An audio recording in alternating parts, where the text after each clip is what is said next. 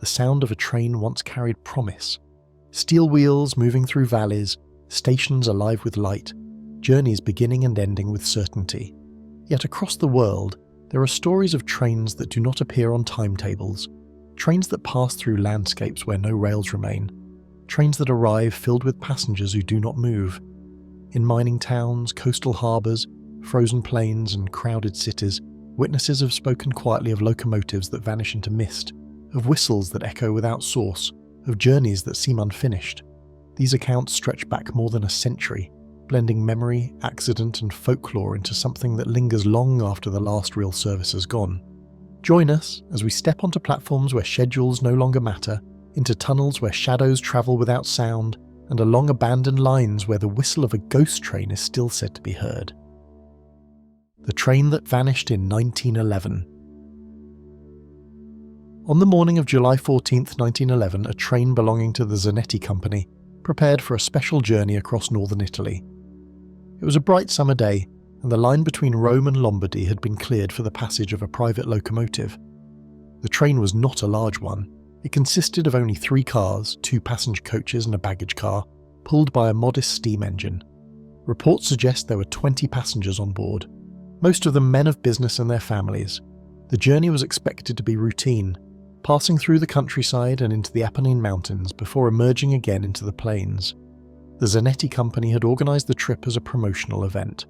Rail travel was still a symbol of modern speed and progress in the early years of the 20th century. Private trains were sometimes used to showcase new equipment or to attract investment. According to later accounts, those who boarded that day were in high spirits. The passengers wore light summer clothes carrying umbrellas and hats to shield themselves from the sun. Some names have been recorded in newspapers and archives, though few with certainty. The train departed at noon, its black funnel casting smoke into the air. The sound of its wheels echoed across the fields, heard by workers in nearby villages. At first, nothing seemed unusual. The line was well maintained, and the timetable showed no expected delays. The countryside gave way to hills, and soon the track entered a region of tunnels and ridges. One of these tunnels, near the Lombardy region, became the setting of what would later be called the Zanetti Disappearance. The train entered the tunnel in full view of several witnesses. 2 farmers working a field close to the entrance claimed they saw the locomotive go in. They waited, expecting to hear the whistle and see the smoke emerge on the other side, but nothing came out. Minutes passed, then longer. By the time railway workers inspected the far opening, the track was empty. The train had not emerged. At first, officials assumed an accident had taken place inside. Teams were sent into the tunnel with lamps, expecting to find a derailment or a blockage. Yet the passage was clear. No wreckage, no smoke, no passengers. The rails were unbroken, and the walls showed no sign of collapse. It was as if the train had entered the darkness and ceased to exist. In the days that followed, the disappearance became a subject of official inquiry. Railway authorities checked nearby lines to see if the locomotive had been diverted, but the switches showed no movement. Telegraph messages were sent to stations along the route, asking if an unscheduled train had appeared. None had. Witness statements were gathered. Farmers near the tunnel confirmed what they saw. A few locals insisted they had heard a strange sound, like an echo that did not belong to the mountain, but such claims were dismissed. Newspapers across Italy reported the mystery. Some suggested that the Zanetti Company had staged the event as a publicity stunt. Others proposed that the train had somehow reversed inside the tunnel and returned unseen, though the absence of tracks made this impossible. A smaller number of accounts, less official, spoke of a mist or cloud that hung at the tunnel's entrance just before the train entered. One farmer, interviewed years later, said the smoke of the locomotive had mixed with a pale fog that seemed to move against the wind. The official records of the Italian railway list the Zanetti disappearance as unresolved. In some archives, the incident is noted only briefly, with little detail beyond the date and the company name. Yet, in oral traditions and retellings, the story expanded. By the 1920s, versions circulated claiming that survivors of the train had appeared in unusual places. A monastery in Mexico recorded an entry that year describing the arrival of 2 men in outdated Italian clothing who claimed to have come from Europe by train. Their names were given as Luigi and Maco, though no verification was ever made. Other legends link the Zanetti train to sightings across time. In 1845, decades before the supposed disappearance, Russian officials near Poltava recorded the arrival of a strange locomotive that did not match known designs. It vanished before it could be examined. Some later writers attempted to connect this with the 1911 event, suggesting a slip in time. Such claims are difficult to verify, yet they persist in articles and collections of railway folklore. The tunnel itself still stands, though modifications to the line have changed its surroundings. Local guides in the Lombardy region occasionally refer to it as the Ghost Tunnel. Visitors sometimes report an unusual silence inside, deeper than in other passages. Echoes seem delayed, as if sound is swallowed. A plaque once stood near the entrance, placed there in the 1930s, noting the loss of the Zanetti Company train. It has since been removed, though photographs remain in historical archives. Researchers who have looked into the case find the records inconsistent. Some railway documents from 1911 mention the disappearance directly. Others omit it entirely, as if erased. Italian historian Alfredo Croce, writing in 1952, remarked that the absence of uniform records raises the possibility that officials sought to limit public panic. Croce collected testimonies from families who claimed to have had relatives on the train, but none could produce verifiable passenger lists. Modern interest in the case increased in the 1980s, when paranormal researchers included it in studies of unexplained vanishings. Articles in magazines suggested that the Zanetti train had entered another dimension. Some writers drew parallels with the Philadelphia experiment of 1943, though the two events are separated by decades and continents. The lack of surviving physical evidence leaves only the testimony of witnesses, scattered references in newspapers, and the persistence of rumour. The case remains part of a wider category of transportation mysteries from the early 20th century. Aircraft, ships, and vehicles disappeared in ways never fully explained. The Zanetti train, with its passengers and steel cars, represents one of the most striking of these accounts.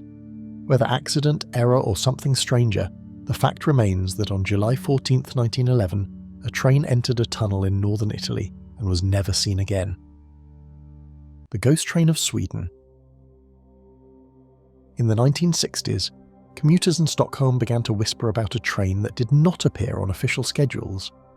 It was described as silver in colour, with fewer markings than ordinary cars, and it seemed to arrive without warning. The train became known as Silverpillen, the Silver Arrow. Unlike the bright red or green trains of the Stockholm Metro, this one stood out with its metallic body. At a glance it looked unfinished, as though it had been placed into service before any paint or signage was applied. Silverpillen was not invented by rumour. It was a real vehicle, though its story quickly passed into legend. It belonged to a small series of experimental aluminum subway cars built by ASEA, the Allmänna Svenska Elektriska Aktiebolaget, in the mid-1960s. The project tested lightweight construction that could reduce fuel costs and ease strain on the rails. Only a handful of prototypes were created, and just one was adapted for passenger use. The unpainted body reflected light in tunnels, producing a pale gleam that gave it a spectral quality. Ordinary riders encountered it rarely. The car was used sparingly, often attached to regular trains, and sometimes it was sent out alone during off-peak hours. When it appeared, it was usually late at night or on nearly empty platforms. Inside, it carried no advertisements, and its fluorescent lights were said to flicker more often than usual. The aluminum walls produced sharper echoes than standard steel cars, making footsteps and voices sound distorted. Even without legends, passengers found it an unsettling space. By the 1970s, stories began to circulate that Silverpillen was not just an experiment. Some claimed it stopped at stations absent from official maps. The most persistent of these tales centred on Kimlinga station, a site north of central Stockholm. Construction on Kimlinga began in the early 1970s but was never completed. The platforms were finished, rails laid, and walls tiled, yet the station never opened to the public. It sat in darkness, sealed but intact beneath the suburbs. Its emptiness gave it an aura of abandonment that lent itself to ghost stories. Witnesses claimed that Silverpillen sometimes stopped there, opening its doors to reveal rows of empty seats. According to legend, those who entered were not seen again. Other versions suggested they returned days later, confused and unable to explain where they had been. A phrase took root in Swedish folklore. Only the dead get off at Kimlinga. It tied the abandoned station and the silver train together in a narrative of disappearance. Accounts of the ghost train were often consistent. Riders described a car stripped of all advertisements, its lights weak, its hum unusually loud. They recalled journeys that felt longer than they should have been, as if the train had passed beyond the geography of Stockholm. When doors opened, the stations outside were unrecognisable. Walls cracked, tiles stained, air damp and earthy. Some spoke of shadows crossing platforms with no source of light. The Stockholm Metro Authority occasionally addressed the rumours. Officials explained that Silverpilen was an experimental car, used infrequently and often at night, which contributed to its reputation. They admitted its plain aluminum body and lack of interior detail made it seem out of place, but they dismissed the more supernatural reports. Still, their explanations did not halt the growth of the legend. In 1986, a local paper reported the story of Lennart Persson, a Stockholm resident. He claimed to have boarded a silver train after midnight while returning from a visit with friends. He remembered the interior as unusually quiet and noticed only 2 other passengers, both pale and motionless. The train passed his station without stopping, and then several more. When it finally halted, the platform was pitch dark. He stepped off, searched for an exit, and found none. After an unknown span of time, the train returned. When he re-entered, it carried him back to a recognisable station, but several hours had elapsed. His account was never verified, but it added a human voice to the growing mythology. Other stories came from Metro employees. A driver interviewed in the 1990s recalled colleagues mentioning sightings of the silver car on lines where it had not been scheduled. Some described it passing through stations without slowing, no operator visible at the controls. Maintenance crews spoke of metallic sounds in tunnels long after service had ended, as if a train was running without passengers. Kimlinga remained the central point of fascination. Photographs from the 1980s showed its deserted platforms. Rails intact, tiles neat, lights fitted but never switched on. Urban explorers who entered illegally described an atmosphere unlike other closed spaces. The silence was said to be heavier, and the air seemed stale, as if time itself had stopped. For many in Stockholm, the empty station symbolised liminality, a place between the living city and something unseen. Silverpilen's rumoured visits there solidified its ghostly identity. Swedish folklore provided deeper roots for the tale. For centuries, stories told of phantom vehicles, coaches that carried the dead, sleds that crossed frozen lakes without drivers, ships that appeared and vanished on coastal waters. Silverpilen became a modern extension of these traditions, cast as a carrier between worlds. Some retellings claimed that those who boarded after midnight might not return for decades, or might reappear unchanged in age. Despite its reputation, the physical Silverpilen remained part of the metro system for decades. It ran intermittently until the late 1990s, when it was retired and moved into storage. Photographs of the car survive, showing its dull aluminum surface and bare interior. In daylight it appears ordinary, but in tunnel light it reflected shadows in ways that seemed unnatural. Retirement did not end the stories. Instead, many claimed the ghostly version continued to run, detached from the real car. Researchers who studied the legend note how it blended reality with imagination. A real, rare train existed.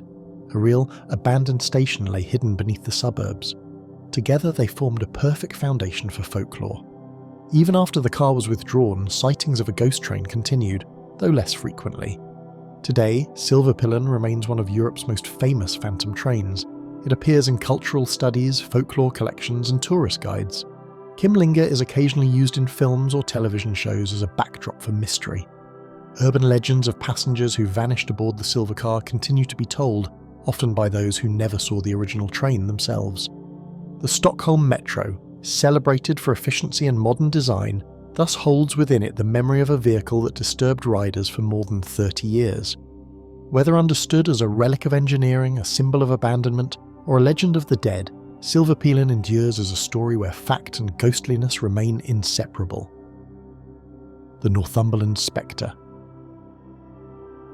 In the years following the First World War, the quiet countryside of Northumberland in northern England became the setting for reports of a phantom locomotive. Villagers spoke of seeing a train glide across the fields on misty mornings, even when the tracks lay silent. The sightings were first recorded in the early 1920s, though some later claim the stories stretched back to the Victorian age. The phantom became known as the Northumberland Specter. The landscape of the county encouraged such tales. Northumberland's railways crossed open moors, farmland and small villages, often shrouded in sea fog drifting inland from the coast. Many stations served the coal mines that had operated since the 19th century.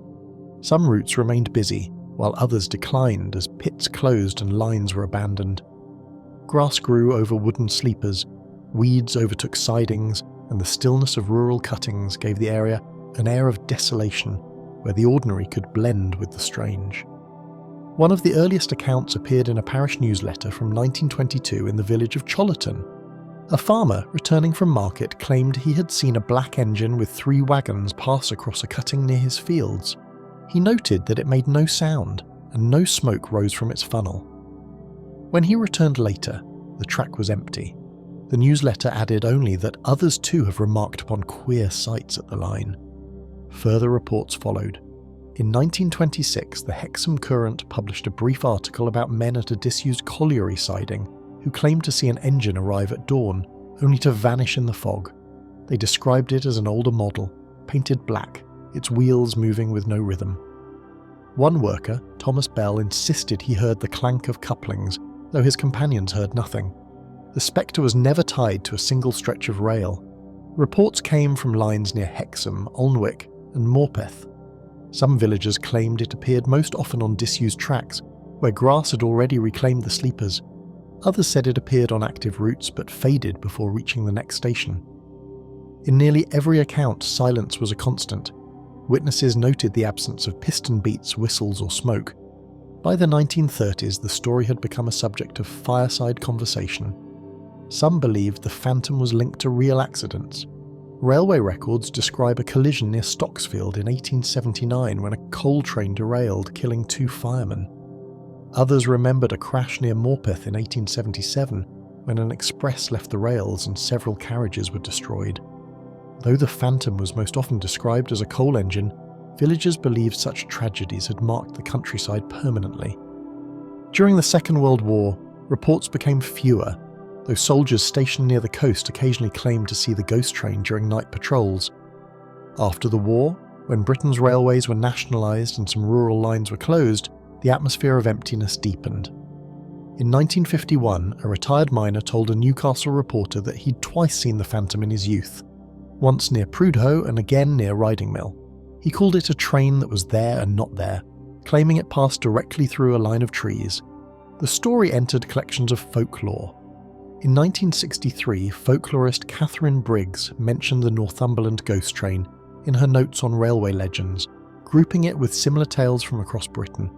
She suggested ghost trains often arose in areas where industry had declined, where silence and memory left space for visions of what had once been. For those who claimed to witness it, the phantom was not symbolic but vivid. In 1972, the Morpeth Herald printed a letter from Mary Richardson, who described seeing the train while walking her dog near an old siding. She wrote that the engine was visible for several moments, its wheels turning slowly before it dissolved, like smoke caught in wind. Her dog barked violently, pulling at its lid as though at something real. Not all sightings described a coal engine. A few spoke of a train with glowing windows, as if lamps still burned inside. In 1981, 2 teenagers cycling near Alnwick claimed to see a passenger train cross a viaduct long closed. They described faint yellow light shining from each carriage. When they reached the arches, the viaduct was empty. The phantom gradually became part of the county's identity. It appeared in tourist brochures and was retold in village halls. Unlike some ghost stories, it carried little menace. It was described in calm tones, more as a lingering memory than a threat. Some believed it represented the coal and steam that once sustained the region. Others treated it as a mystery without explanation. Researchers who examined the accounts noted variations, but also striking consistency. The Spectre was nearly always described as silent, sometimes solid and black, sometimes faint and luminous. It appeared on misty mornings, often on disused track, and vanished when approached. The combination of fog, industrial decline, and the memory of accidents seemed to create a fertile ground for such stories. By the end of the 20th century, sightings became less common, as many old lines were dismantled or converted into walking paths. Yet occasional reports still emerged. In 1997, a walker on the disused Wani line claimed to see the outline of a steam locomotive moving across a field where no track remained. He described it as a shape in motion darker than the mist around it. The Northumberland Specter remains part of Britain's catalogue of ghost trains, alongside tales from Wales, Scotland and southern England. It reflects the way railways, once central to daily life, linger as symbols in memory and imagination. For those who walk the quiet paths today, the thought of a train still moving through the fog persists, half believed and half remembered. The Phantom Express of Cape Breton. On the eastern edge of Nova Scotia, Cape Breton Island carries a long tradition of ghost stories tied to its coal mining past and its railway lines. Among these tales, one of the most persistent is that of a Phantom Express train said to thunder across the island even after the rails were lifted. The accounts stretch across much of the 20th century, blending industrial memory with maritime folklore. Railways arrived on Cape Breton in the late 19th century, driven by the expansion of coal mining around Sydney, Glace Bay and New Waterford. The Dominion Coal Company constructed lines that carried coal to harbours, where it was shipped to markets across Canada and overseas. Passenger trains also ran along the routes, linking small towns to the larger centres. The lines cut across rocky ground, through forests, and along the coast, often under conditions of heavy fog. For many residents, the sound of locomotives became part of the island's daily rhythm. By the early 20th century, stories of unusual trains began to circulate. Miners walking home from night shifts spoke of hearing an engine approach, its whistle sharp only for no train to appear. Families living near the tracks described vibrations in the ground that shook windows, yet no locomotive followed. These early reports were often dismissed as imagination or echoes, but they laid the foundation for the legend of the Phantom Express. One of the first written accounts appeared in the Sydney Post in 1912. A correspondent in reserve mines wrote that several men had reported a headlight moving down the track late at night, brighter than any oil lamp. The light passed quickly, and moments later the sound of wheels filled the air, though no train was scheduled. The reporter added that the men searched the line the next morning and found the rails cold with no fresh marks. The legend gained further strength after accidents on the line. In 1913, a derailment near New Waterford killed 3 railway workers when a freight train carrying coal left the track at a curve. Locals began to claim that the sound of a train could be heard there long after, especially in the early hours before dawn. A miner named John McNeil told interviewers years later that he avoided the curve altogether, believing the phantom train returned to repeat its last journey. Through the 1920s and 1930s, sightings of the ghost train became more elaborate. Witnesses described a full passenger express, with several cars illuminated by pale lights. Some said they saw figures seated inside, unmoving and indistinct, as the train passed silently into the night. At least one account in 1936 came from a schoolteacher, Margaret Fraser, who wrote in her diary that she had seen the phantom train cross a trestle near Glace Bay. She described the scene clearly. The engine glowed like heated iron, yet no smoke rose. The cars behind were lighted as though by lanterns, but no faces were clear. In moments it was gone, leaving the trestle empty. The Second World War brought more people to the island's railways as coal remained a strategic resource. Soldiers and sailors stationed near Sydney sometimes joined the list of witnesses. In 1944, a naval seaman told a local paper that he and 2 companions had seen a train appear on the line near Dominion Junction. It seemed to pass directly through a standing freight without collision, then disappeared into the fog. By the 1950s, rail traffic declined as coal mines closed and automobiles became common. Some lines were abandoned, the steel lifted, leaving empty cuts and overgrown embankments. Yet reports of the Phantom Express continued. People spoke of hearing whistles at night where no rails remained. Hunters in the woods described seeing lights moving across fields aligned perfectly with vanished tracks. A 1958 article in the Cape Breton Post summarised the phenomenon under the title "The Train That Will Not Leave." Folklorists who collected oral traditions in the 1960s and 1970s noted how the phantom train fit within the broader maritime culture of the island.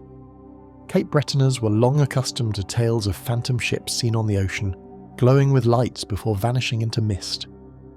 The ghost train seemed to echo these traditions on land, a mechanical vessel carrying shadows instead of sailors. The combination of coal, fog and industrial decline gave the story its permanence. In 1979, the Canadian paranormal researcher Mary Ellen MacDonald interviewed more than a dozen Cape Breton residents about their experiences. One man from New Waterford claimed to hear the phantom whistle every autumn around the anniversary of the 1913 derailment. Another described cycling home from work in 1965 and being forced off the road by the sudden rush of wind as a train passed, though the rails had been removed years before. MacDonald concluded that while the details varied, the persistence of the stories reflected deep memory in the community. The 1980s brought renewed attention when the Canadian Broadcasting Corporation produced a short radio segment on local folklore. Listeners from across Nova Scotia wrote in with accounts of the Phantom Express. One woman recalled seeing it as a girl in the 1940s, a blazing headlight that illuminated her yard before fading instantly. Another told of her grandfather warning her never to walk the tracks after dark, not for fear of real trains, but of the one that could not be explained. By the 1990s, tourism in Cape Breton began to emphasise heritage trails created on former railway beds. Walkers and cyclists sometimes claimed to hear the phantom. A 1994 guidebook even mentioned the ghost train as part of the island's folklore, noting that hikers near Glace Bay occasionally reported hearing the sound of iron on rails beneath their feet. The idea of the Phantom Express became a cultural marker, passed from local legend into regional identity. Despite its persistence, the accounts rarely described fear. Unlike legends of spectral coaches or banshees, the Cape Breton train was often recalled in matter-of-fact tones, as if part of the landscape. People spoke of it as a reminder of the coal era, a symbol of a community once powered by steam and labour. Some saw it as a lingering echo of lives lost in accidents, others as a ghost of industry itself. Today, the rails of Cape Breton are almost entirely gone, lifted in the years after the mines closed. Yet, the legend of the Phantom Express continues. Local histories still mention it, and folklorists preserve the testimonies of those who claim to see or hear it. Walkers along the old rail trails sometimes speak of distant whistles, faint vibrations, or lights moving where no train could run. The Phantom Express of Cape Breton, whether born of memory, imagination, or something else, remains one of Canada's most enduring railway legends. The vanished tram of Berlin.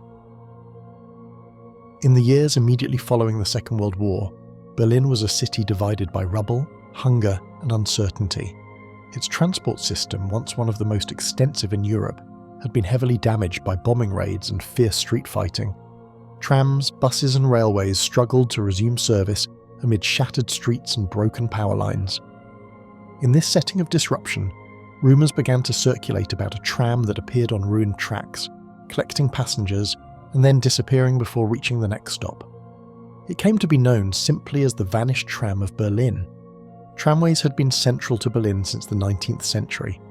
By 1939, the network stretched across the city with hundreds of miles of track and thousands of cars in operation. The war reduced this system to fragments, bridges collapsed, depots were destroyed, and cars lay overturned in the streets. After 1945, a slow reconstruction began, but many routes remained out of service. Amid this uncertainty, witnesses claimed to see a tram that no longer belonged to the schedules of the living city. The first written mention appeared in a small local newspaper in the autumn of 1946. A resident of the Prenzlauer Berg district reported waiting at a stop on Greifswalder Strasse when a single tram approached. Its headlamp glowed weakly and its paint was chipped, revealing dark wood beneath. The man said he boarded along with two others. Inside, the seats were occupied by passengers who sat unnaturally still. When he tried to speak, no one replied. Moments later, he claimed the tram vanished into smoke before reaching the next corner. He insisted that he found himself standing alone on the pavement, ticket still in hand. Other reports followed. Some came from Mitte, others from Friedrichshain or Pankow.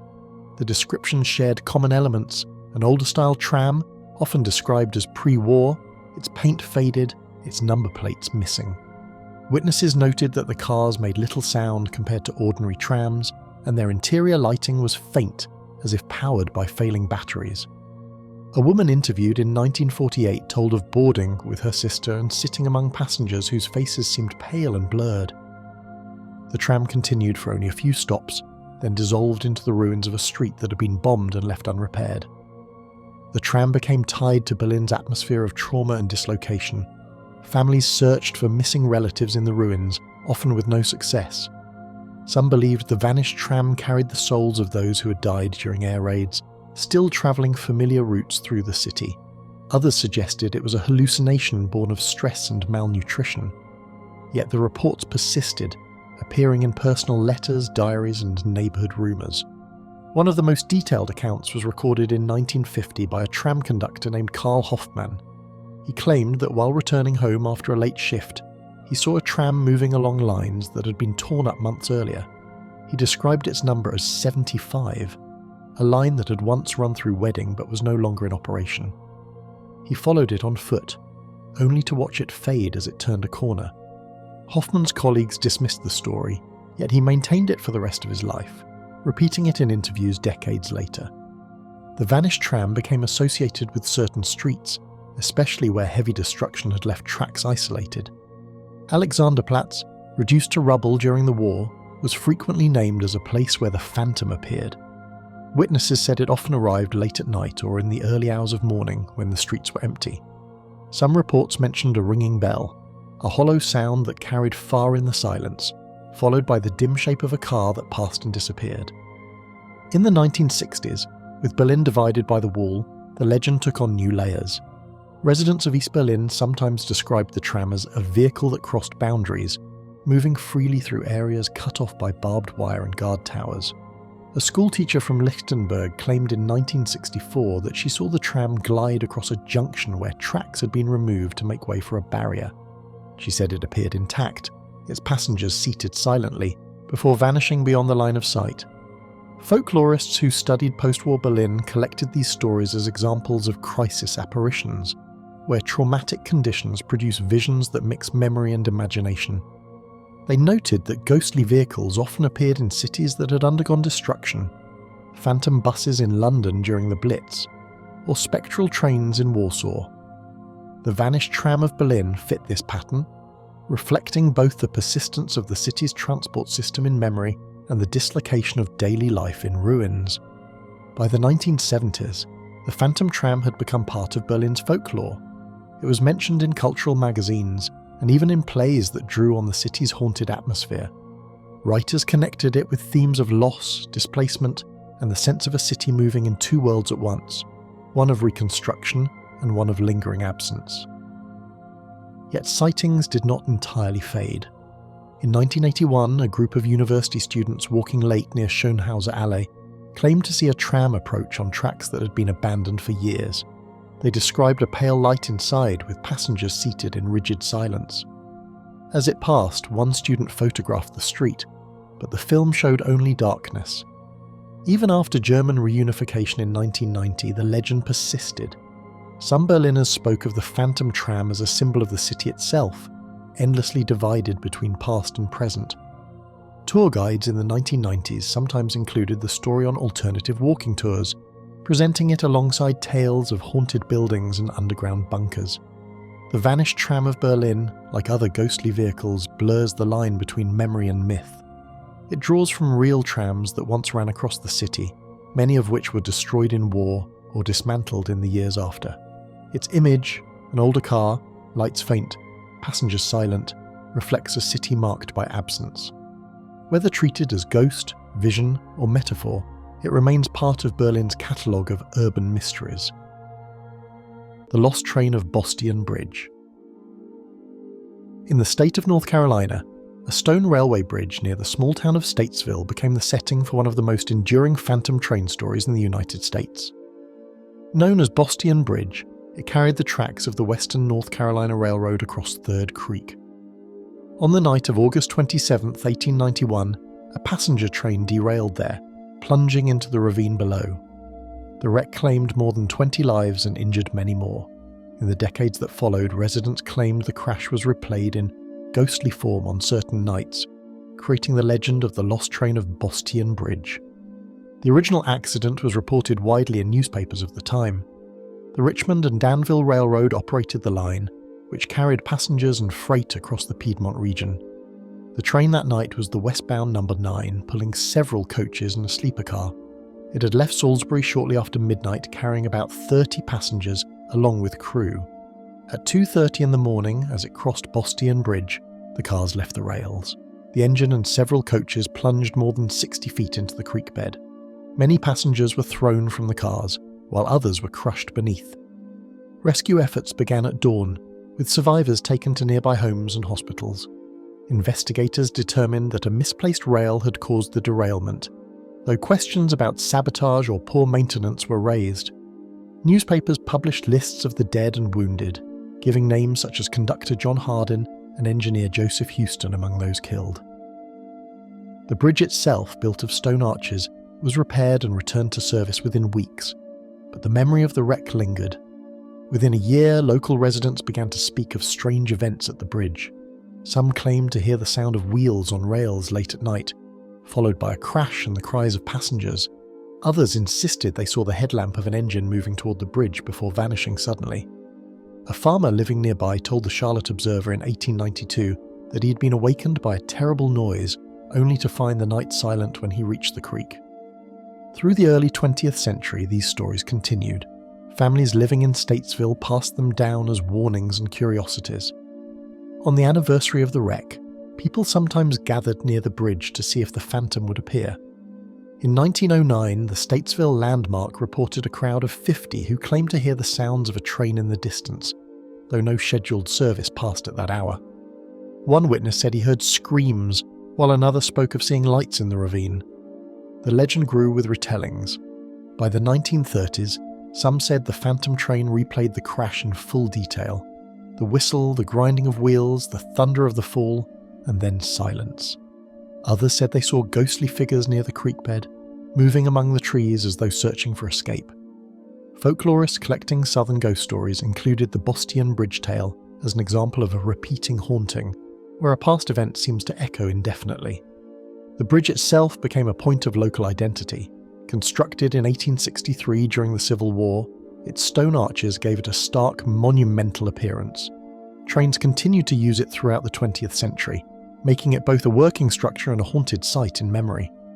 School children in the region often heard the story from parents and teachers, and the anniversary of the crash was sometimes marked with articles in local papers.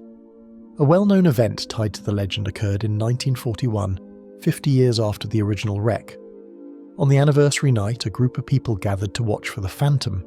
Several claimed they saw a glowing headlight approach, heard the squeal of brakes, and then silence. The following day, the Statesville Record reported the story, adding that some present were convinced they had witnessed the ghost of the lost train. Even in later decades, new accounts surfaced. In 1977, a group of teenagers camping near the creek claimed to hear the sounds of a train and screams in the night. They described the noise as so loud that the ground seemed to shake. When they investigated in the morning, the tracks showed no signs of traffic. Their story was published in local folklore collections, adding another layer to the legend. Tragedy struck again in 2010 when a group of people gathered on the bridge to watch for the phantom on the anniversary of the wreck. A real train approached unexpectedly, and in the attempt to escape, one person was struck and killed. The incident highlighted both the persistence of the legend and the dangers of seeking it in reality. Despite modern safety warnings, the ghost train of Bostian Bridge continues to draw curiosity. Folklorists note that the story fits a wider pattern of railway hauntings in the United States. Crashes were frequent in the 19th century, and communities often linked unexplained sounds or visions to past disasters. The Bostian Bridge legend is unusual, however, for its longevity and the number of reported witnesses. Unlike solitary ghost stories, it became a community event tied to anniversaries and remembered by generations. The persistence of the tale reflects both the violence of the original accident and the symbolic role of trains in American life. Railroads represented progress and connection, but accidents revealed their fragility. A wreck on the scale of the 1891 disaster left a mark that memory alone could not erase. The idea that the train still repeats its final journey offers a way of explaining the trauma, even as time passes. Today, Bostian Bridge still carries freight trains across Third Creek. Its arches remain solid, and the surrounding countryside is quiet. Yet the story of the lost train continues to circulate in local histories, tourism accounts, and collections of ghost tales. On late summer nights, especially near the anniversary of the wreck, people still claim to hear the whistle of a train that never arrives. The legend of the lost train of Bostian Bridge endures as one of North Carolina's most notable ghost stories, blending fact, memory, and the long echo of steel on stone. The disappearing train of St. Louis. In the closing years of the 19th century, residents on the outskirts of St. Louis, Missouri, began to speak of a train that appeared without sound and vanished without trace. Reports described it as a long passenger train, sometimes gleaming in the moonlight, sometimes faint and pale as mist. It ran across open prairie or through empty fields where no track had been laid or where rails had been removed. Witnesses called it the disappearing train of St. Louis. The earliest written reference appears in the St. Louis Globe-Democrat in 1879. A farmer in St. Louis County claimed to have seen a line of carriages drawn by a black locomotive move swiftly across his land one summer evening. He noted that the train gave off no smoke and produced no whistle. When he returned the next morning to examine the ground, there were no tracks, only unbroken grass. The newspaper treated the story as a curiosity, printing it alongside other unusual local items. Through the 1880s and 1890s, similar reports came from rural communities west of the city. Families living near Chesterfield and Kirkwood told of watching a phantom train glide across fields at dusk. Some claimed it followed the path of proposed railway extensions that had never been completed, as if it belonged to a network that existed only in possibility. Others said it appeared on lines long abandoned, where iron rails had been lifted and ties left to rot. In each case, the detail most often repeated was silence. The train moved without the familiar thunder of steam or clatter of wheels. By the turn of the century, the story of the disappearing train had become a familiar subject in local conversation. Neighbours gathered at general stores and spoke of friends or relatives who had seen it. Some connected the phantom to accidents that had occurred in the area. One wreck near Pacific, Missouri, in 1883, claimed several lives when a freight derailed. Another near Valley Park in 1892 involved a passenger train that struck a collapsed trestle. Though the phantom was rarely described as a wreck, many believed these tragedies left an imprint that reappeared as a spectral train. Accounts varied in detail but often contained striking similarities. A man in 1902 told the St. Louis Republic that he'd seen the phantom cross a field near Manchester Road. He described the headlight as brighter than any lantern and said the cars behind were faintly illuminated, as though by gas lamps. He insisted that the sound of wind accompanied its passage, though no wheels touched the ground. Another account from 1907 came from a woman who claimed to see passengers inside, seated rigidly and unmoving. In 1910, the story reached a broader audience when folklorist Thomas W. Norwood included it in a collection of Missouri legends. He noted that ghost trains were not unusual in American folklore, but the St. Louis Phantom was distinctive for appearing not only on abandoned tracks but also across open land. Norwood speculated that the story reflected the rapid expansion of railroads in the 19th century, when plans and surveys often left behind traces in public imagination, even if rails were never laid. During the First World War, reports of the Phantom declined, but by the 1920s they resurfaced. Several accounts came from motorists travelling newly paved roads west of the city. Drivers claimed to see a train running parallel to their cars before vanishing. One such story was recorded in 1925 by a man travelling on Olive Boulevard, who said the phantom engine kept pace with his automobile for nearly a mile before dissolving into darkness. The Great Depression gave the legend new significance. As rail travel slowed and some lines were dismantled, the sight of a train that came and went without explanation seemed to mirror the instability of the times. Families struggling with poverty sometimes spoke of the phantom train as a symbol of opportunities lost, or paths never taken. Writers in St. Louis magazines occasionally mentioned it in essays about the strange atmosphere of the countryside beyond the city limits. By the 1940s, the legend was well established. Soldiers stationed at Jefferson Barracks reported seeing the phantom during night exercises, claiming it crossed land where no rails existed. In 1946, a group of Boy Scouts camping near the Merrimack River described hearing the whistle of a train, followed by the appearance of a long line of cars that left no tracks behind. Their troop leader confirmed the account, saying that he too had seen a faint glow moving silently across the landscape. The legend persisted into the second half of the 20th century. In 1961, the St. Louis Post-Dispatch published a feature on local ghost stories, including the disappearing train. The article described how the phantom had become part of the city's folklore, handed down through generations. It included testimony from a woman who said her father saw it in the 1930s and swore never to walk alone at night along the old Rock Island line. In the 1970s and 1980s, as railroads across the United States declined further, the story of the phantom train became a symbol of change. Some folklorists argued that it reflected nostalgia for an era when trains connected rural communities to the wider world. Others viewed it as an expression of anxiety about progress, the ghost train representing technology that had moved on and left places behind. Even into the 1990s, reports occasionally surfaced. In 1994, a man walking his dog near Creve Coeur Lake claimed to see a train moving across the horizon, its windows glowing. He insisted that the land had not held rails in decades. His account was collected by a local historian, adding yet another chapter to the long chain of sightings. Though no physical evidence was ever found, the consistency of the reports kept the story alive. A silent train, often lighted, sometimes carrying motionless passengers, appearing in fields and on vanished tracks, these elements repeated across decades. The Phantom of St. Louis joined other American ghost trains in collections of folklore, but it remained distinctive for its habit of appearing beyond the limits of existing railways. Today, the disappearing train is remembered in local histories and folklore studies.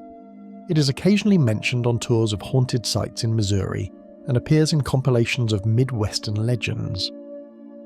For some, it is a simple curiosity. For others, it remains a mystery tied to the era when St. Louis was a hub of rail expansion. The disappearing train of St. Louis, whether treated as symbol, memory, or ghost, reflects a time when steel rails cut rapidly across the American landscape and left behind echoes that outlived the trains themselves. The phantom lights of Maco Station.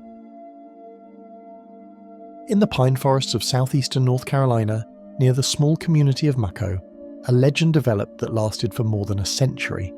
Travellers, railroad workers, and local residents spoke of strange lights that moved along the tracks at night, appearing and vanishing with no visible source. Known as the Maco Lights, they became one of the best documented railway mysteries in the United States, attracting journalists, folklorists, and curious visitors. The story traces its origin to an accident in 1867. That year, a collision occurred on the Wilmington and Manchester Railroad near Maco Station. Two trains met head-on after a miscommunication of signals. The accident was violent, throwing passengers from the cars and scalding crew members with steam. Among those killed was a young brakeman named Joe Baldwin. According to later accounts, Baldwin had been riding in a rear car that had broken loose from the rest of the train. Seeing another locomotive approaching on the same line, he ran to the back platform with a lantern, waving frantically in an attempt to warn the oncoming engine. His effort came too late, and he died in the collision. Not long after Baldwin's death, reports began to circulate of a mysterious light seen along the track near Maco. Residents described a single white glow moving back and forth, sometimes swinging like a lantern. Railroad workers said it appeared in the distance as if a brakeman was still signalling an approaching train. The light came at irregular times, some nights not at all, other nights lasting for hours. Its movement, however, remained consistent, swaying, rising and falling as though carried by an unseen hand. By the late 19th century, the Maco lights had become a local phenomenon. Engineers on night runs claimed to see the glow ahead of them and slowed their trains in caution, only to find empty track. Passengers too looked out their windows and pointed to the strange illumination. Farmers near the line spoke of seeing it from their fields, always in the same place, near the site of Baldwin's accident. The story spread beyond North Carolina when journalists took notice. In 1889, the Wilmington Morning Star published a long article describing the lights, quoting railroad men who swore to their reality. One conductor told the paper, "I have seen it dozens of times. It comes without sound, like a lantern waved by a man with no body." The article suggested that Baldwin's ghost continued to signal with his lantern, warning of danger on the rails. In the early 20th century, the legend of the Maco lights became even more established. Writers collected the accounts in books of folklore, and the site near the station attracted visitors who came hoping to see the phenomenon. Some nights, crowds gathered along the track, waiting quietly in the dark. Many claimed they were rewarded with the sight of a pale light gliding along the rails, bobbing as if held by a brakeman walking steadily forward. Eyewitness testimony grew over the decades. In 1922, a reporter for the Wilmington News spent 2 nights at Maco and described seeing the light both evenings. He called it clear, unwavering, and impossible to mistake for fireflies or lanterns. In 1934, folklorist Richard Walser interviewed more than 20 people who said they had seen the light, including railway workers, farmers, and schoolchildren. He recorded descriptions of a white or sometimes bluish glow, appearing in both steady and swinging motions. Scientific explanations were offered from time to time. Some suggested the lights were caused by swamp gases, reflections from headlights, or electrical discharges in the atmosphere. Investigators who visited Maco attempted experiments, but the lights often appeared unpredictably, making study difficult. Others argued that the phenomenon was caused by reflections from trains miles away, though residents insisted the glow appeared even when no service was running. Despite attempts at explanation, the ghostly interpretation persisted. Locals repeated the story of Joe Baldwin, the brakeman who died waving his lantern, and believed his spirit remained on the line. For many, the Maco lights were not simply unexplained lights, but a visible reminder of sacrifice and tragedy.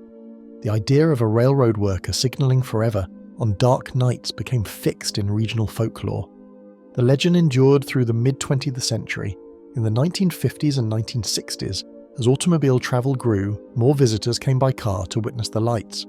Articles appeared in national magazines, and Maco became a known stop on ghost hunting tours. Some visitors left disappointed, but many reported seeing the glow and described it with the same language used for decades, a lantern swaying in the dark. In 1977, the railroad company removed the tracks near Maco, ending service in the area. Yet the reports did not end immediately. People claimed to see the lights continue to appear where the rails had once been, moving across the old right-of-way as though the line was still intact. This persistence strengthened belief that the phenomenon was supernatural rather than physical. By the 1980s, however, sightings grew less common. As land use changed and vegetation grew over the old track, fewer people reported the glow. Still, the legend remained part of local culture. The North Carolina Folklore Journal published several accounts, and school teachers told students of Joe Baldwin's lantern. In 1989, the state erected a historical marker near the old site of Maco Station, acknowledging the lights as part of North Carolina's folklore heritage. The legend of the Maco lights has since become one of the best documented ghost light traditions in the United States. Researchers list it alongside the Brown Mountain lights, also in North Carolina, and the Marfa lights of Texas. What makes Maco unique is its tie to a specific historical figure and event. Where other ghost lights remain vague in origin, the Maco story consistently points back to Joe Baldwin and the accident of 1867. Though the lights are rarely reported today, the memory of them continues. Local histories, folklore collections, and ghost tours all preserve the accounts. Photographs exist of gatherings at the site in the 1930s and 1940s, with crowds waiting in darkness for the glow to appear. Testimonies remain in print, repeating the same details across generations. The Maco lights, whether seen as atmospheric mystery or supernatural signal, remain an enduring part of North Carolina's railway lore. The vision of a brakeman's lantern swaying in the night has carried across more than a century, linking memory, tragedy, and the long echo of trains that no longer run. The Ghost Train of Lincolnshire. In the flat countryside of eastern England, where fields stretch wide and rivers cut slow paths toward the sea, Lincolnshire has long carried stories of strange sights along its railways. Among the most enduring is the legend of a phantom train that appears on a disused branch line, described as a full steam engine with coaches that vanish into the night. Locals call it the Ghost Train of Lincolnshire, and for more than a century its story has moved quietly through parish records, newspapers, and folklore collections. Railways first came to Lincolnshire in the mid-19th century, when the Great Northern Railway and other companies laid lines across the agricultural county. branch lines connected small villages to market towns, carrying both passengers and grain. The flatland made construction straightforward, but it also meant that when lines were abandoned, the empty embankments remained visible for years, cutting across fields like scars. It was on one such line between Louth and Grimsby that reports of the ghost train became most frequent. The earliest account appears in the Lincolnshire Chronicle in 1867. A farmer near Ludborough told the paper he'd seen a train pass along the branch line after midnight, though no service was scheduled at that hour. He described the engine as old in design, with a tall funnel, and said the sound of wheels came clearly across the still fields. When he asked at the station the next morning, officials insisted no train had passed. By the 1880s, several similar reports had reached local papers. One story in the Grimsby Telegraph described a group of villagers returning from a fair who saw a brightly lit passenger train glide along the track and vanish into the darkness. They noted that the windows were filled with light but no faces could be seen. A railway porter interviewed afterward said the line had been closed that evening for maintenance, making the sight impossible by ordinary means. The legend took firmer shape in the early 20th century. Parish records from 1903 in Fotherby mentioned villagers gathering near the line to watch for the phantom after repeated claims of its appearance. Witnesses described it as a solid steam locomotive, black and gleaming, pulling 3 or 4 coaches. Some said the train seemed real until it reached a bend near an abandoned siding, where it dissolved into mist. Others insisted the sound of its whistle lingered long after the sight had gone. The ghost train was often linked in memory to a wreck that occurred in 1875 near Ludborough. A freight train carrying coal collided with a passenger service on the branch line, killing 7 people and injuring many more. Newspapers of the time reported that the cause was a signal failure, and the dead included both crew and local villagers. In later years, people connected the phantom train to this tragedy, believing it replayed the fatal journey. During the interwar years, sightings continued.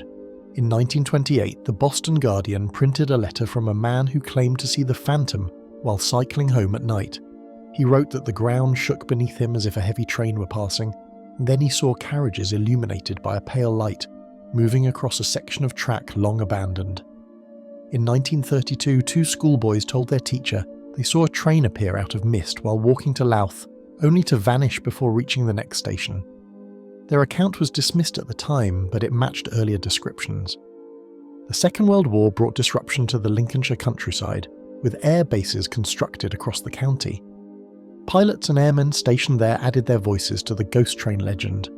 Some said they saw it while on night patrol, its dark outline visible from above as it crossed the fields.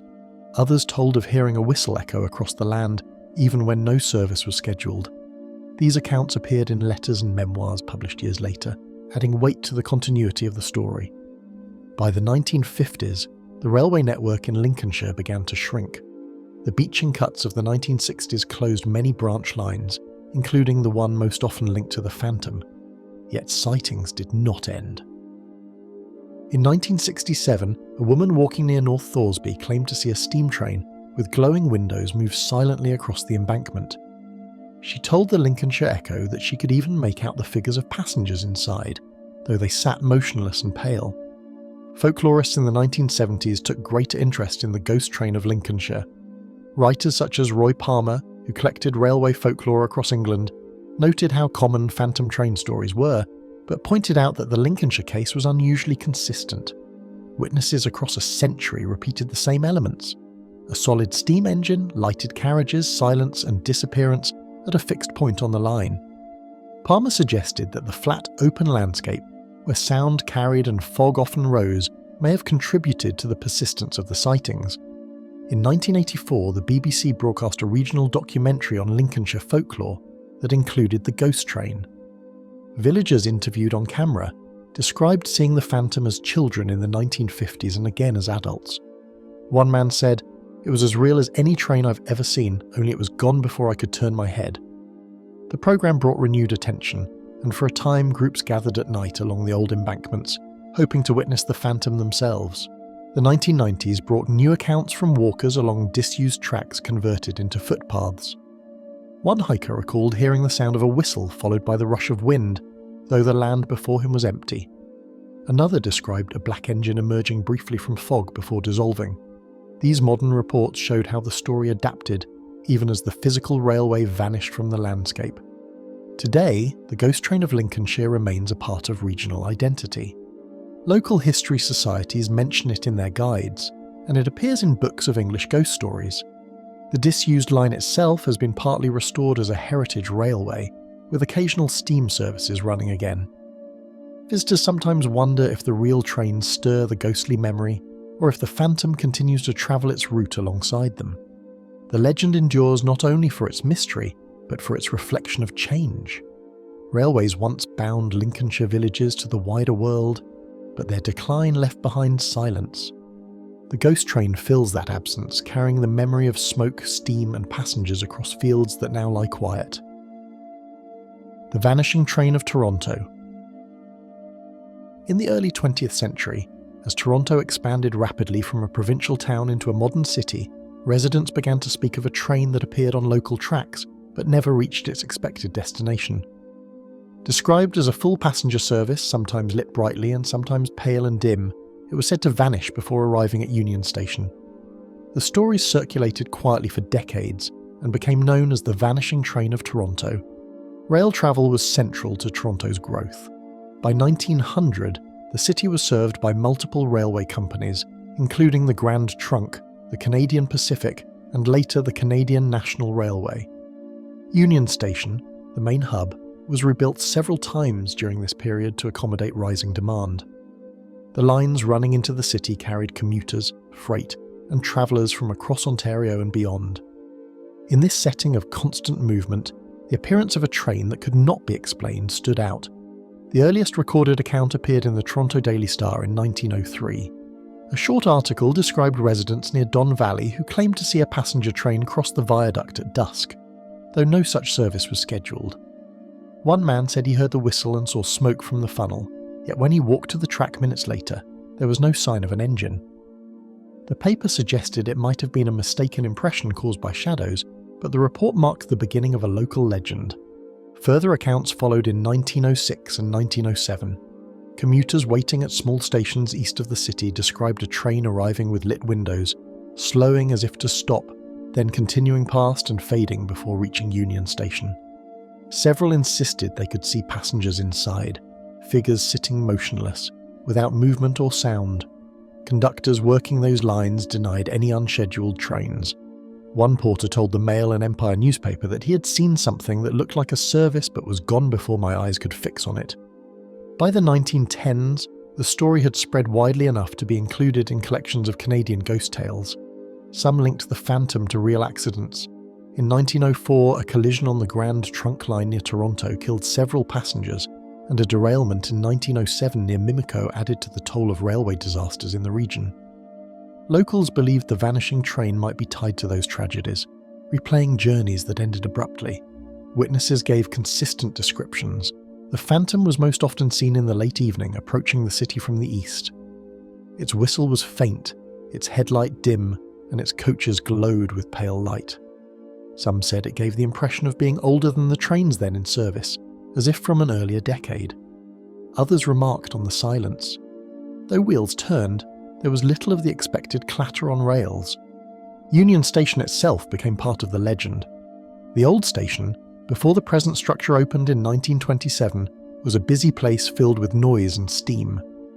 Yet station workers sometimes told of glimpsing a train approach on distant tracks, only for it to fade before arrival.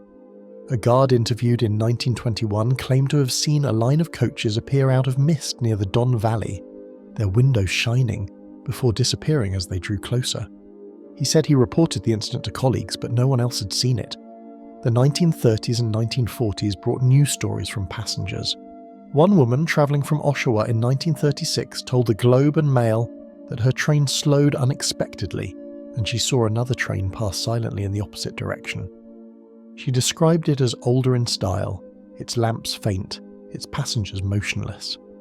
When she asked the conductor about it, he told her no other service was scheduled. Similar accounts appeared sporadically through the mid-20th century, often dismissed but never entirely forgotten. As Toronto modernised after the Second World War, the legend continued. Rail travel declined in favour of automobiles and airplanes. but commuter services still ran into Union Station. In 1958, a letter to the Toronto Telegram described a group of workers walking home near the Don Valley who saw a train lit brightly against the night sky. They waved at it, expecting it to pass, but it vanished before their eyes. The letter was published without comment, yet it echoed accounts from earlier decades. Folklorists studying Canadian ghost traditions in the 1960s noted that Toronto's phantom train was unusual for its urban setting. Many ghost train stories occur in rural or isolated areas, where silence and fog contribute to their atmosphere. Toronto's version unfolded within a growing city, along tracks that were heavily used. The contrast between modern bustle and unexplained appearance gave the story a distinctive character. By the 1970s, the vanishing train had become part of Toronto's folklore identity. It appeared in books on haunted Ontario and in radio broadcasts about city legends. A CBC program in 1975 included interviews with residents who remembered family stories of the phantom. One man recalled his grandfather speaking of the train in the 1920s, describing how it approached the city but never arrived. Reports continued occasionally even into the late 20th century. In 1989, a commuter waiting at Guildwood Station claimed to see a lit train pass without stopping, though no service was scheduled. He described the windows as pale yellow, the cars moving in silence. When he inquired later, officials told him no train had been in that area at the time. His account was published in a local newsletter, adding to the chain of testimony stretching back nearly a century. Explanations have been offered but remain inconclusive. Some suggest the sightings were caused by reflections of real trains on nearby lines, distorted by fog or atmospheric conditions. Others point to optical illusions created by headlights, street lamps, or even the moon. Yet these explanations do not account for the consistency of the descriptions across decades. The vanishing train of Toronto reflects both the city's railway history and its folklore traditions. Railways once defined Toronto's growth, carrying goods, immigrants, and commuters into its heart. Accidents, closures, and changes left their mark, and the phantom train became a way of remembering journeys that never reached their end. Today, the legend remains alive in collections of Ontario ghost stories. Union Station, now modernised and busy, still carries the echo of the past. For those who know the tale, the thought of a train approaching from the Don Valley filled with silent passengers remains part of the city's hidden history. The spectral train of Saitama. In the years following the Second World War, Japan rebuilt its transport network at remarkable speed. Railways, both local and national, expanded to serve new suburbs and growing cities. In Saitama Prefecture, north of Tokyo, the construction of new commuter lines in the 1950s and 1960s reshaped the region. Amid this period of change, reports emerged of a train that appeared briefly on suburban tracks, but carried no markings, no sound, and no schedule. Witnesses called it the spectral train of Saitama. Railways in Saitama were vital to the daily life of commuters travelling into Tokyo. The Tobu, Seibu, and Japan National Railways operated lines across the prefecture, carrying thousands of passengers each day. The trains were painted in distinctive liveries, and timetables were strict. Any deviation was quickly noticed. Against this backdrop of regularity, a train with no destination board or timetable entry stood out immediately. The first published mention came in 1963, when a small article appeared in the Asahi Shimbun. A commuter from Kawago reported seeing a silent train pass his platform at twilight. He described it as a 6-car formation with plain silver sides and no company markings. The windows glowed faintly, but he saw no passengers inside. Station staff later told him no such service had been scheduled on that line. The newspaper presented the account without comment, treating it as a curiosity. By the mid-1960s, similar reports surfaced from other stations in Saitama. Passengers waiting on platforms said they saw a train approach slowly, its headlights weak, only for it to vanish before arrival. Some insisted it passed through the station entirely, without doors opening or announcements made. They described the cars as older in design, resembling pre-war rolling stock, yet painted in colours no longer used. The detail most often repeated was silence. Wheels turned, but no sound followed. Railway staff occasionally acknowledged these reports. In 1967, a conductor interviewed by a local magazine admitted he had once seen an unmarked train pass on a siding near Omiya. He said it looked like an old electric set but carried no number plates. He attempted to follow it along the line but found the track empty within minutes. His colleagues dismissed the story, yet it added credibility to the growing legend. The spectral train became tied to memories of wartime destruction. During air raids in 1945, many trains in the Tokyo and Saitama area had been struck by bombs, killing passengers who had sought shelter inside. Survivors recalled burned-out carriages left on sidings for months. In later retellings, some believed the phantom train carried the spirits of those lost journeys, appearing occasionally on the rebuilt lines. One of the best-known accounts came in 1972 from a university student travelling late at night near Kawaguchi. He told reporters that he saw a train glide silently into the station, its cars faintly illuminated. He stepped toward the platform edge, expecting it to stop, but the train passed without slowing. Looking inside, he saw rows of seated figures, all dressed in dark clothing, unmoving. As the last car passed, the train dissolved into the night. His account was reprinted in several magazines and became widely discussed among students. Folklorists studying Japanese urban legends in the 1970s and 1980s included the Saitama ghost train as an example of lost commuter apparitions. They compared it to other tales of phantom vehicles in post-war Japan, such as buses seen travelling empty roads, or ships appearing briefly along coastal waters. Scholars suggested these stories reflected both the trauma of war and the rapid pace of modernisation, where new railways replaced old without pause. The spectral train of Saitama carried consistent descriptions across decades. Witnesses spoke of silver or grey sides, faint interior light, silent wheels, and passengers either absent or unnaturally still. Unlike some ghost trains linked to specific accidents, the Saitama Phantom was rarely tied to one event. Instead, it was seen as a lingering presence of multiple disruptions, bombings, accidents, and constant reconstruction.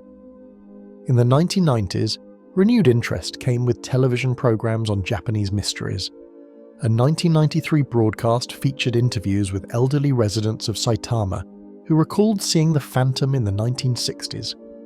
One man described it as a train out of time, appearing briefly on new rails before fading. Another said his father, a railway worker, warned him never to board if such a train stopped. For those who enter do not return.